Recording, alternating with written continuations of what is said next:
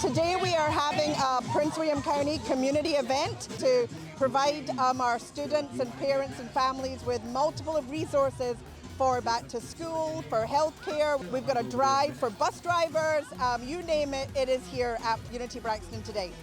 And these events provide us an opportunity to give them the resources, to build that trust with them, and to have them see us as partners with them, with their children.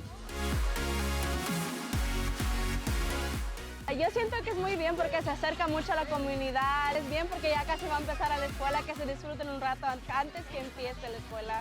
I think this event is important because they give food, they give information of the new school, and they give out stuff like the things that to remember this event. And it has been a fun event.